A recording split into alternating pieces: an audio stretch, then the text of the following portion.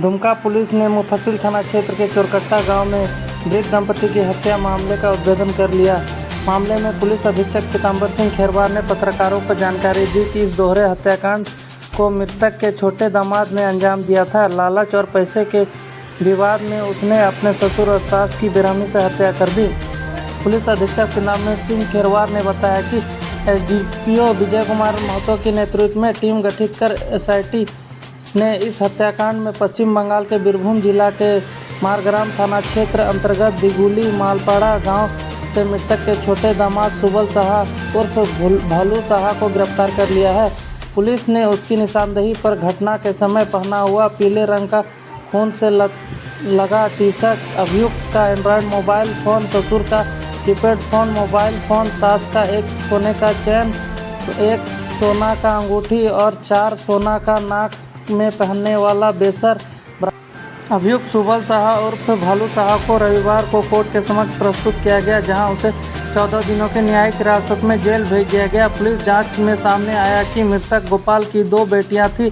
बड़ी बेटी को जमीन बेचकर मिले पैसे से सहयोग दिया गया, जबकि छोटी बेटी और उसके पति अभियुक्त दामाद को कोई आर्थिक मदद नहीं मिली। इसी बात से नाराज होकर 19 अगस्त की रात 11 बजे के बाद आरोपी बाइक से अपने ससुराल पहुंचा।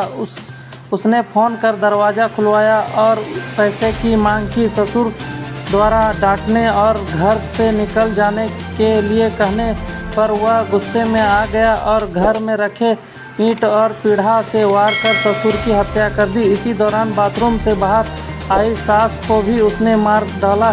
घटना के बाद वह घर से ससुर का मोबाइल और सास के सोने के जेवर लेकर फरार हो गया।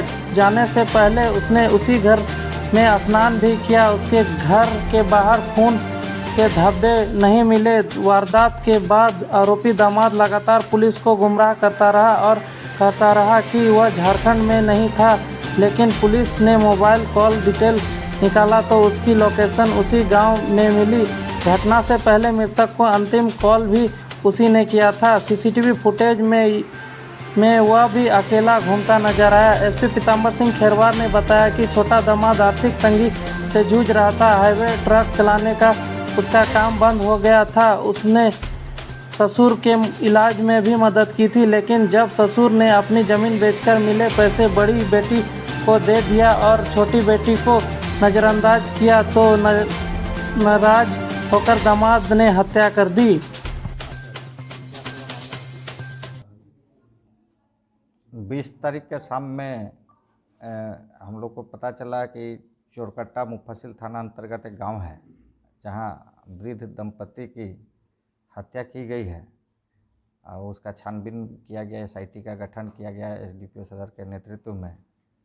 साथ ही अन्य थानाओं को भी उसमें लगाया गया, जैसे शिकारीपाड़ा, जामा और मुफस्सिल टाउन थाना। सभी थाना का संयुक्त रूप से अनुसंधान किया गया, जिसमें वो हत्या करने के कारणों के बारे में पता लगाए। इसमें उल्लेखनीय बात है कि इसमें जिसने हत्या किया है, जिसकी हत्या हुई है, उसकी 2 बेटी और 1 बेटा है। तो छोटी बेटी का हस्बैंड, जो उसका दामाद है, वही अपने सास ससुर का हत्या किया।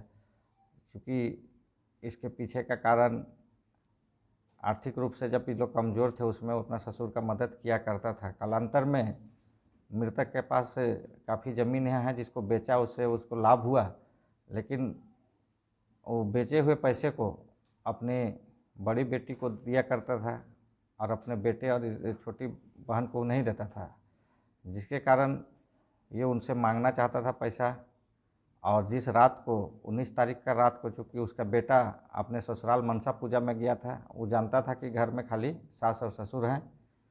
वो घर में आकर उनसे पैसा के लिए रिक्वेस्ट किया, लेकिन उन लोगों ने उसको कुछ भी देने से इनकार किया। साथ ही भला बुरा कहा और उसको घर से निकल जाने को कहा। इसी में वो आक्रोश में था। फिर किसी तरह घर में रहा, लोग साथ में रहे और उसी गुस्सा में वो घर में जो उपलब्ध जो ईंटा था, अन्य पीढ़ा वगैरह था, जिससे ससुर को पहले मारा। और तो उसकी सास बाहर गई हुई थी बाथरूम अपने, वो आके देखी तो उसको विरोध की, तो अब तो राज खुल गया, तो उसको ही मारा।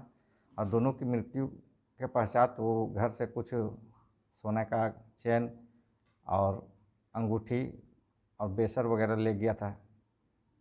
और इस तरह से अनुसंधान में आया और इसकी गिरफ्तारी की गई है और ये अपना कन्फेस भी किया कि इसने घटना किया है।